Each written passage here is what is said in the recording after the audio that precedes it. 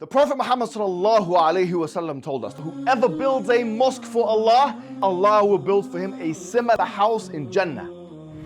And we know the great reward that will not only be gained, but rather will fill your grave after your death. Whenever someone prays there, whenever someone gives shahada in the masjid, whenever someone learns something in the masjid, yes, that will be something that you'll have on your scale.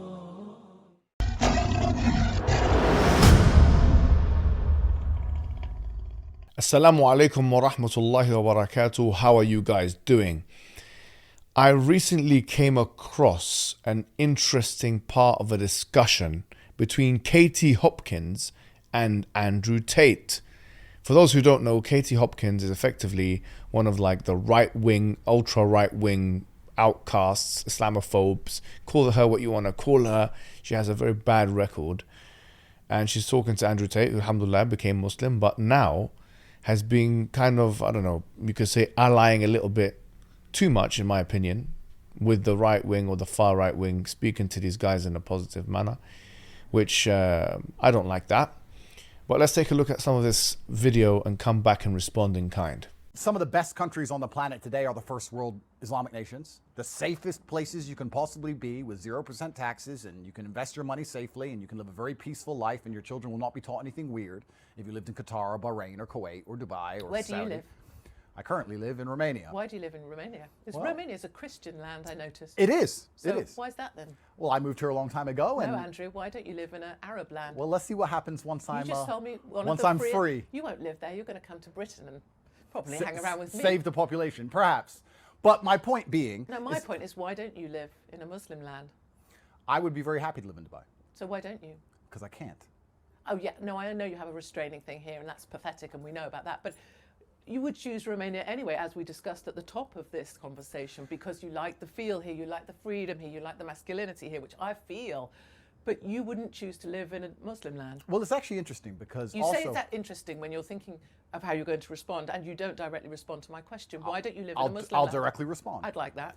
Me as a man, I find Eastern Europe appealing for the reasons you have said. Yes. However, if I were to raise my family, or one of my families, or if I were to have to, in a worst case scenario, leave my family unattended, let's say I were to put my children and my wife in a house, I would choose a first world Islamic nation all day long. They're not going to learn anything stupid in school. They're going to be physically safe.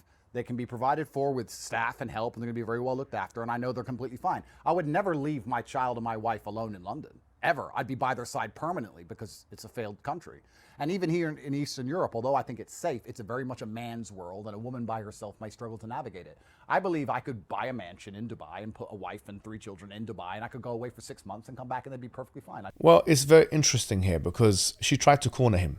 And this is the thing, Andrew, and I want to say this to you directly, brother. Yeah, and I've got your number, of course, but sometimes you're busy, I'm busy, and we can't communicate on WhatsApp.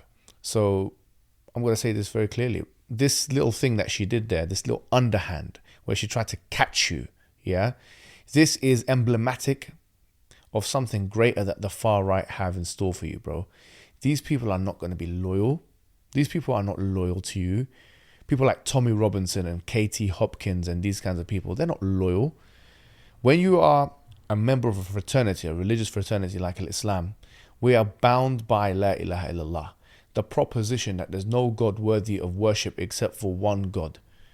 That's what we're bound by. We're bound by something transcendental, something greater than ourselves. We're bound by the purpose of life. We're bound by the reason for our existence. When you got people like H0pkins and Tommy Robinson, who I know full well because I'm taking Tommy Robinson to court by his own admission, he's received the legal papers. People like that, weak cowards who when they're confronted one-on-one get slapped in the face. There's videos of him getting slapped in the face in Luton by one individual, one guy slapping him in the face and him not even responding to that, yeah? When you're allying or speaking or being friendly to people like that, just wait, because what happens is when they get a chance, they'll throw you under the bus. That's when you have an allegiance, a wala', an allegiance that is based not on the transcendental, not on the purpose of life, not on these kinds of things. But what I will say, Andrew, is, to be honest, I think you've done a good job in circumnavigating it.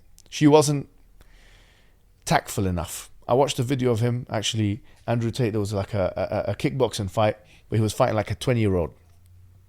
And this thing here, a 20-year-old, but he was very like impassioned and he was very like, you know, eager. And in the first round, he was giving Andrew a lot of trouble and stuff like that. In the second round, Andrew kind of tamed him, and I think he knocked him out in the second round. And this is something great about Andrew. It's a feature both in his debating skills and in his fighting. He's able to regain composure quite quickly when he's under pressure. He lets people try it, and then he kind of allows, it's a style, it's a tactic, it's a stratagem. He lets them try it, go for it, all right, okay, say no more. And then afterwards he comes and he finishes the job. In this case, H0pkins tried to take him down. She tried to deliver a kind of decisive blow.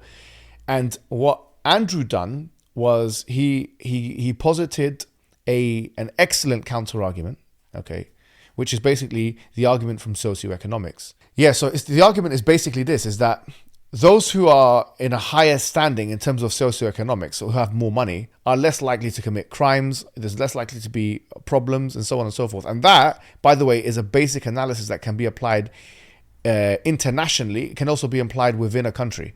So internationally, in the sense that you can see countries acting with each other in that way. And in a country, like you would, if you want one predictor of who's going to commit the most crimes, it's those who are most impoverished and disenfranchised and poor. It doesn't matter what race, religion, or ethnicity they are. And it just so happens, for example, in the UK, there's a lot of working class Muslim people. Therefore, you'll find disproportionate numbers, according to prison statistics, for example, of Muslim people, according to the population, disparate to the population in prisons, because there's a disproportionate number of disenfranchised Muslims or working class Muslims in the UK, for example. So what he was making was an excellent point, and it's very difficult to argue against that point. So she retreated. Okay, so it's kind of reminiscent of that time the young 20-year-old tried to knock out Andrew Tate in the first round, and then he kind of dodged it and he knocked him out in the second. But the bigger point to be made here is that allying yourself with the far right, okay, I have to be honest with you, is going to be a big mistake.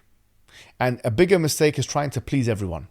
Because to try and please the Muslim community while simultaneously trying to please the far right, while simultaneously trying to be a pro-Trump supporter, whilst trying to simultaneously being in the good books of Elon Musk, well, all that together, what you will do is you will actually, when you try and please everyone, you end up pleasing no one.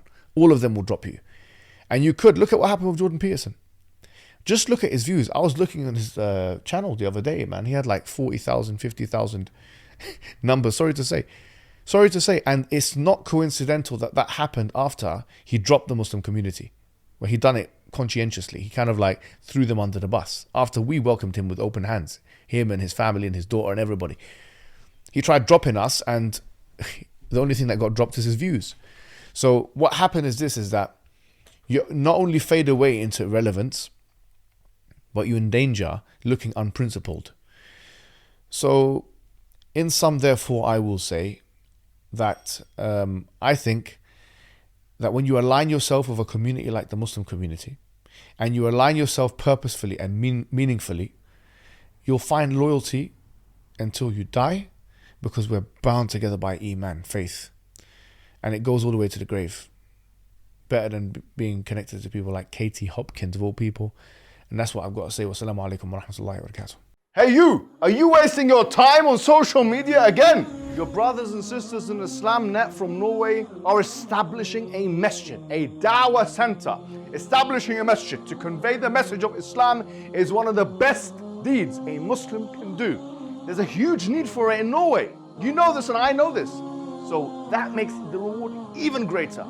So give generously and Allah Azza wa Jal will give you even more.